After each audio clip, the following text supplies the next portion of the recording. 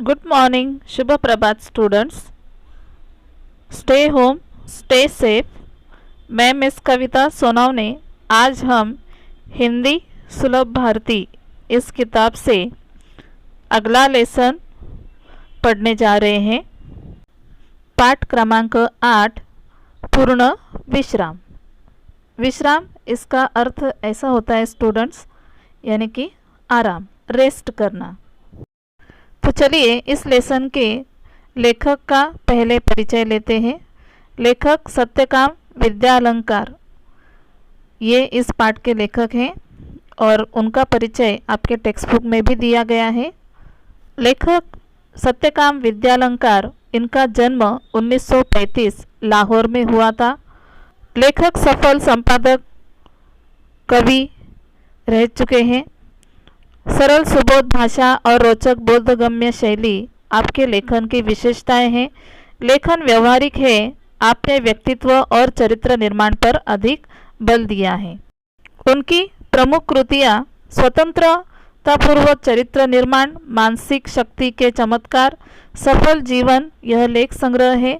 वीर सावरकर, वीर शिवाजी, सरदार पटेल, महात्मा गांधी, इनका जीवन चरित्र उन्होंने लिखा हुआ है।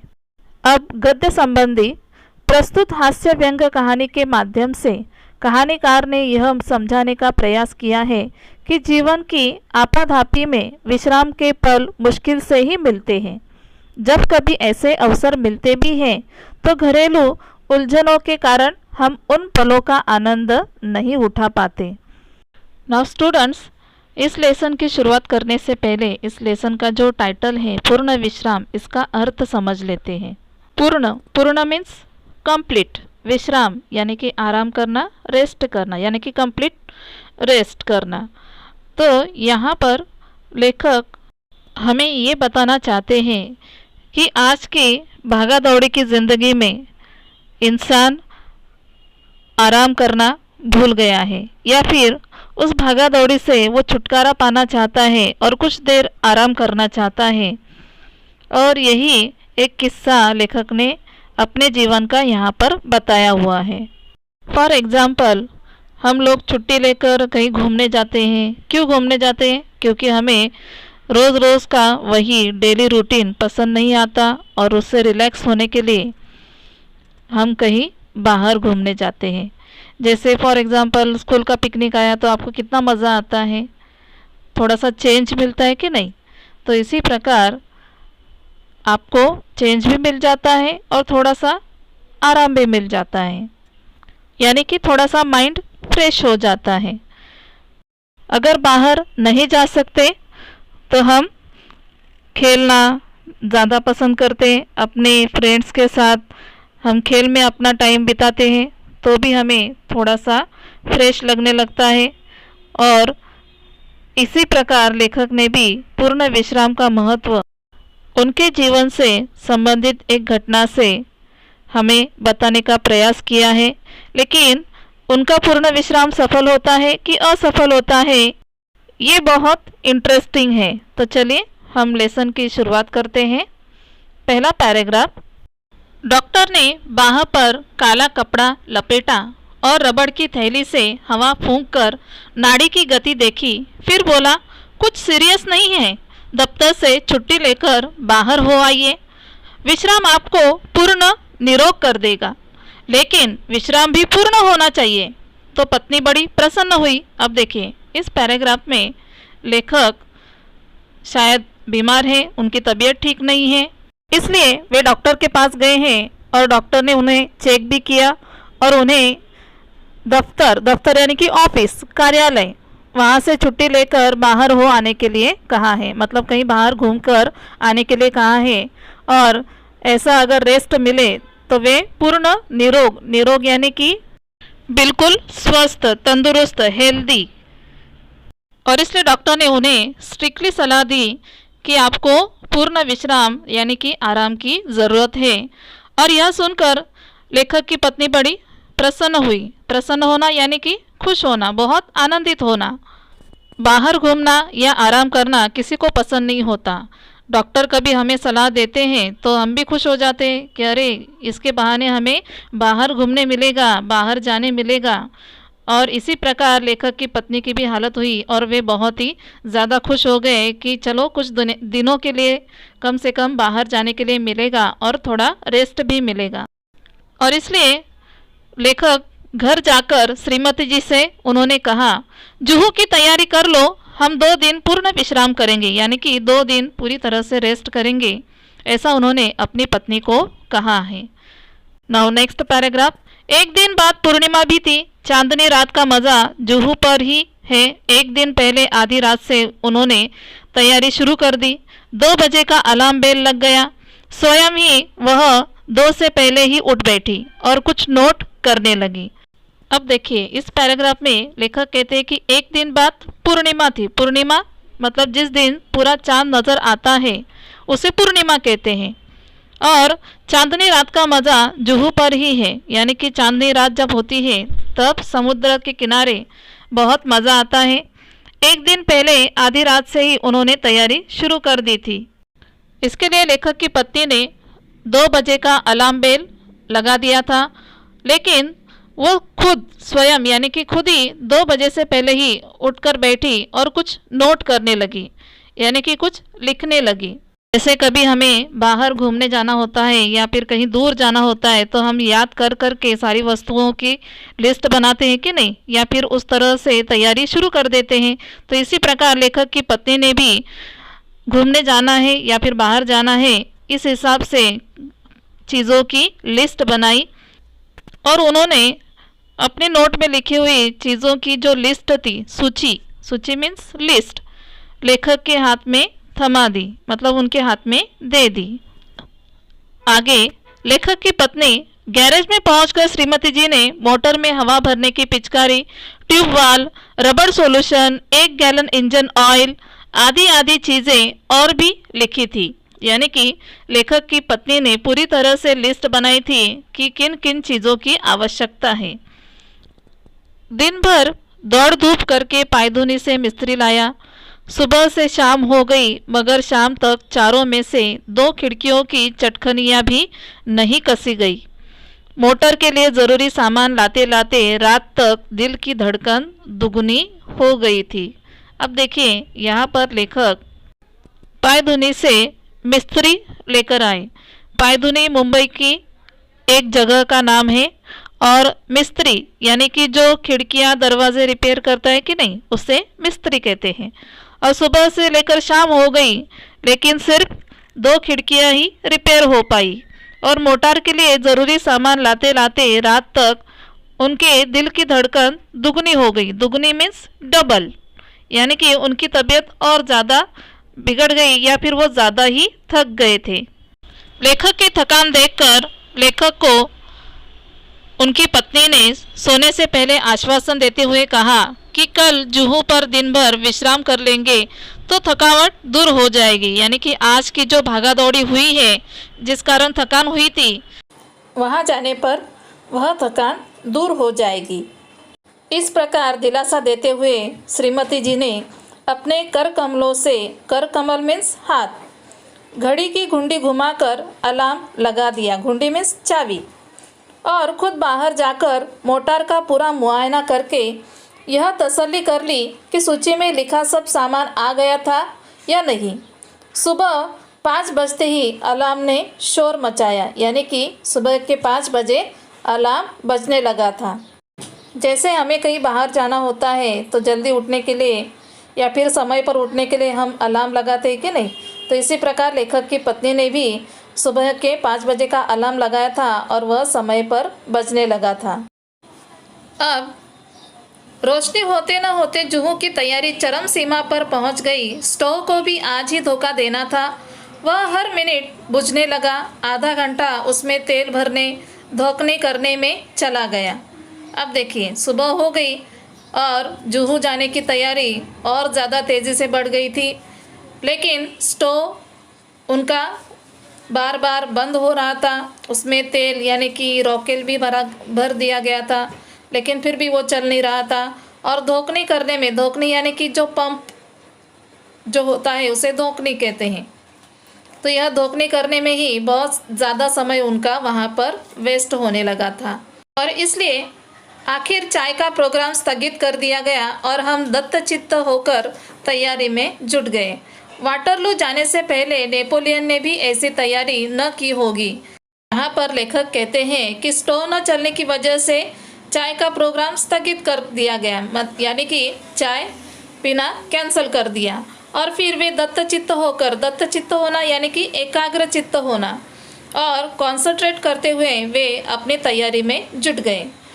लेखक यहाँ पर बहुत ही मनोरंजक ढंग से कहते हैं कि वाटरलू जाने से पहले नेपोलियन ने भी ऐसी तैयारी न की होगी।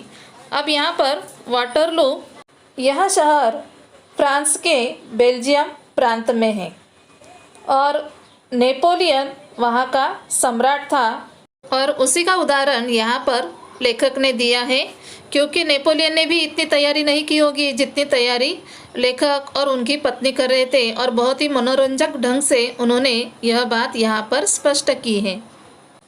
अब आगे लेखक कहते हैं कि ऐसी महत् योजनाओं के संपन्न करने में हम पति पत्नी परस्पर सहयोग भावना से काम करने पर विश्वास रखते हैं। सहयोग भावना यानी कि एक दूसरे की मदद करने की भावना। और वे आगे कहते हैं कि सहयोग भावना हमारे जीवन का मूल मंत्र है।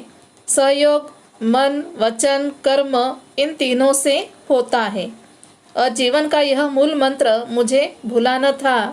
श्रीमती जी मुझे मेरे कामों की याद दिलाने लगी और मैं उनके उपकारों के बदले उनकी चिंताओं में हाथ बटाने लगा। हाथ बटाना यानी कि मदद करना, सहायता करना। और इसलिए लेखक अपनी पत्नी को याद दिलाते हैं कि पुड़ियों के साथ मिर्ची का अचार रख लेना, यानी कि यहाँ हमें पता चलता है कि अभी भी कुछ सामान उनका पैकिंग करना बाकी था और जिसमें वे अचार रखने के लिए भी कहते हैं। आगे श्रीमती जी बोली, अचार तो रख लूँगी पर तुम भी समाचार पत्र रखना न भूल जाना, मैंने अभी पढ़ा नहीं है। मैं बोला वह तो रख लूँगा ही, लेकिन तुम वह गुलबंद न भूल जाना जो हम पिछले साल कश्मीर से ले आए थे। जुहू पर बड़ी सर्द हवा चलती है। अब देखिए यहाँ पर लेखक दो चीज़ों का जिक्र करते हैं। पहले तो समाचार पत्र रखना है और दूसरा है गुलबंद, जो जेंट्स लोग अपने गले में मफलर की तरह यूज़ करते हैं उसे गुलबंद कहते हैं। और वो कहाँ से लाए थे? वे कश्मीर से। तो इस प्रकार उन्होंने अपनी तैयारी और आगे बढ़ाई। और गुलबंद क्यों लिया था? क्योंकि जुहू पर बड़ी सर्द हवा चलती है। सर्द हवा मीन्स ठंडी हवा। इस पर श्रीमती जी लेखक को कहती हैं, गुलबंद तो रख लूँगी लेकिन तुम कहीं बेदिंग सूट रखना न भूल जाना, नहीं तो नहाना धरा रह जाएगा। यानी कि यहाँ पर लेखक की पत्नी उन्हें बेदिंग सूट रखने के लिए कहती हैं। और तुम कहीं रबर कैप भूल गई तो गजब हो जाएगा। वह तो रख लूँगी लेकिन कुछ नोट पेपर लिफाफे भी रख लेना। और देखो राइटिंग पैड भी ना भूल जाना। राइटिंग पैड का क्या करोगी? इस प्रकार लेखक और उनकी पत्नी इन दोनों में सामान की लेन देन या फिर जो भी लेना है उसके बारे में बातचीत हो रही है। यहाँ पर मैंने दो चीज़ें आपको यहाँ पर दिखाई है, राइटिंग पैड, नोट पेपर और लिफाफा, जिसे हम एनवलप कहते हैं। और मतलब महत्वपूर्ण पेपर्स रखने के लिए लिफाफा यूज़ किया जाता है। तो इस प्रकार यहाँ पर कुछ चीज़ों के नाम भी दिए हैं जो आपको ध्यान में भी रखने हैं। For example bathing suit, rubber cap, note paper, लिफाफा, राइटिंग पैड, ये सारी वस्तुओं के नाम आपको याद रखने हैं। ओके। अब लेखक की पत्नी उन्हें जवाब देती है कि कई दिनों से माँ की चिट्ठी आई पड़ी है, जुहू पर खाली बैठे जवाब भी दे दूँगी, यूँ तो वक्त भी नहीं मिलता। और ज़रा ये चिट्ठियाँ भी रख लेना जिनके जवाब देने हैं। चिट्ठियाँ ही रह गई तो जवाब किसके दोगे? और सुनो, बिजली के बिल और बीमा के नोटिस आ पड़े हैं, उनका भी भुगतान करना है, उन्हें भी डाल लेना। अब देखें यहाँ पर लेखक की पत्नी उन्हें कहती हैं कि माँ की चिट्ठियाँ कई दिनों से आकर पड़ी हैं। चिट्ठियाँ मीन्स लेटर्स, और उनके जवाब देने यानी कि रिप्लाई देना है। और ऐसे भी घर के कामों में समय नहीं मिलता तो कम से कम जुहू जाने पर उन्हें टाइम मिलेगा तो उस समय वे चिट्ठियों के जवाब लिखेंगे और उन्हें पोस्ट करेंगे। इसके साथ साथ लेखक की पत्नी उन्हें ये भी कहती है कि बिजली का बिल और बीमा का नोटिस आकर पड़ा है, उन्हें भी रखना है और उसका भुगतान भी करना है। भुगतान यानी कि उसे पे करना है, बिल भरना है। स्टूडेंट्स, यहाँ पर एक मनोरंजन बात आपके ध्यान में आई होगी। ये लोग घूमने के लिए जा रहे हैं कि अपना काम निपटाने जा रहे हैं, है कि नहीं? हंसी की बात है कि नहीं ये? क्योंकि सारे पेंडिंग काम उन्हें अभी याद आ रहे हैं जो कि उन्हें पहले ही कर लेना चाहिए था और रिलैक्स में जुहू घूमने जाना चाहिए था।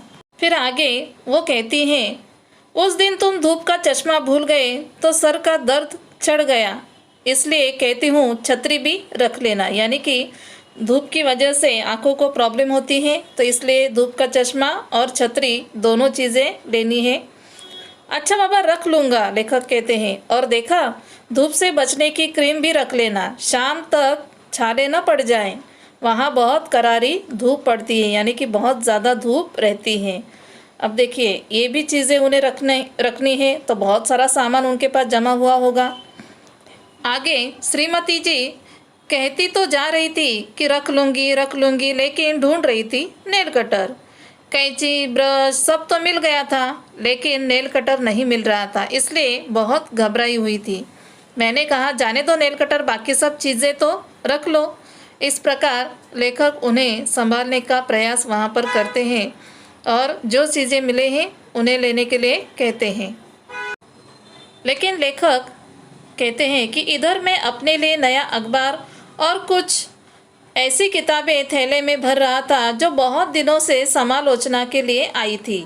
समालोचना, इसका अर्थ होता है गुण दोष का किया जाने वाला विवेचन, यानी कि जो रिटर्न वर्क होता है उसमें क्या अच्छा है क्या बुरा है इसका स्पष्टीकरण देना, उसे समालोचना कहते हैं।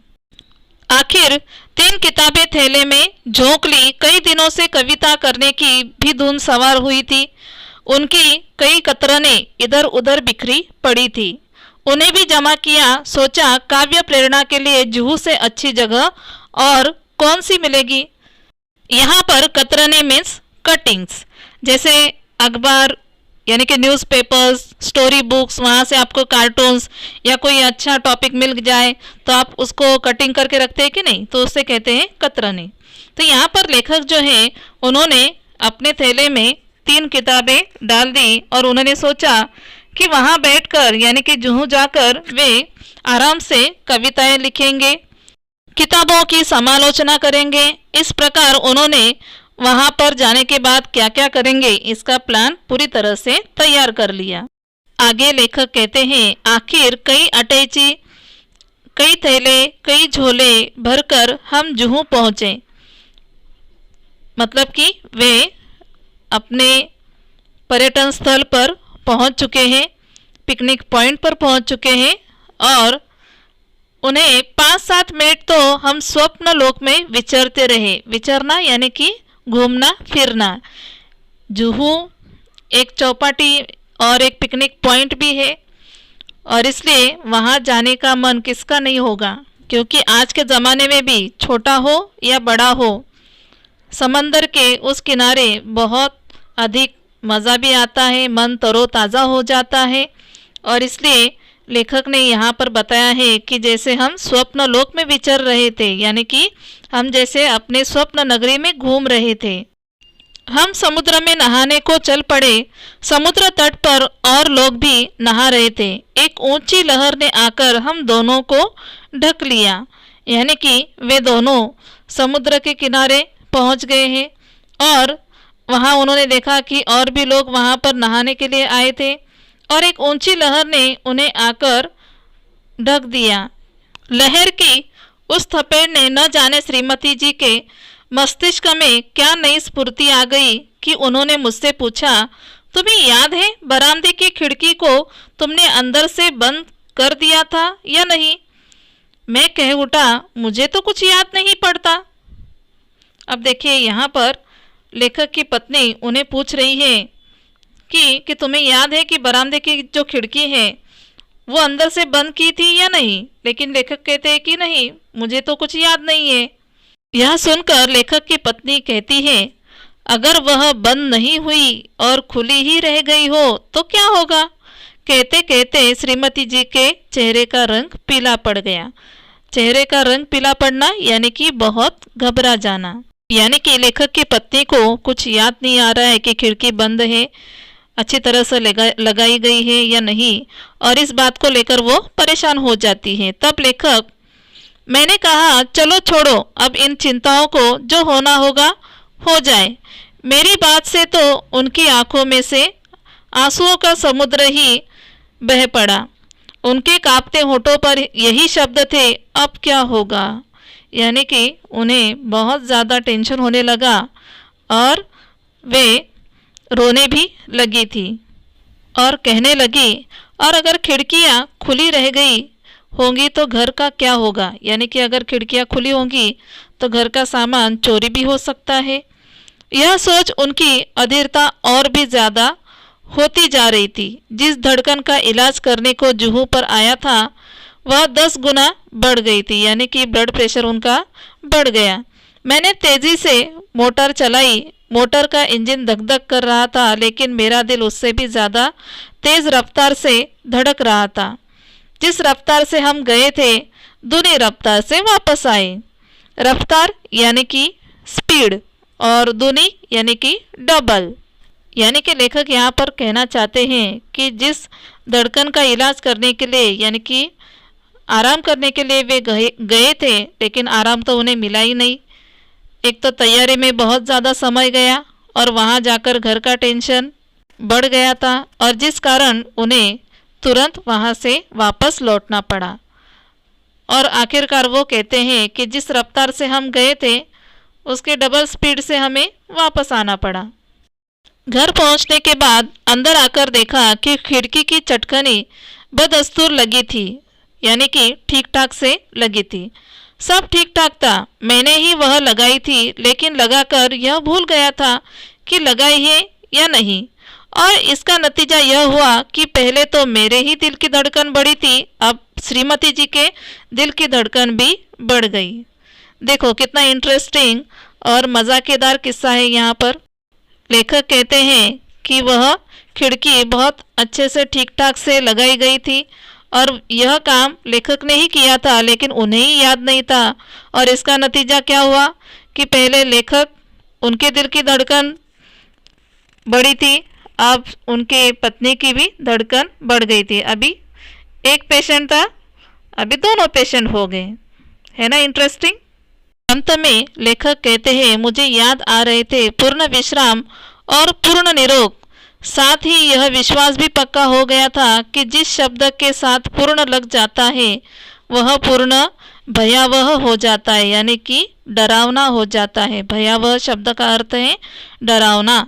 इस प्रकार लेखक डॉक्टर की सलाह से बाहर घूमने का प्लान तैयार करते हैं, लेकिन वह पूरी तरह से फेल हो जाता है। यानी कि आराम करने के लिए जो समय निकाला था वो समय काम करने में और टेंशन लेने में ही ज़्यादा चला गया। और इसलिए लेखक यहाँ पर कहते हैं कि जिस शब्द के आगे पूर्ण लगता हो वह बहुत ही डरावना भयानक होता है, क्योंकि वह काम उसी प्रकार सफल हो इसका कोई भरोसा नहीं होता। इस प्रकार यहाँ पर सत्यकाम विद्यालंकर द्वारा लिखित पूर्ण विश्राम यह लेसन समाप्त होता है। धन्यवाद। Thank you.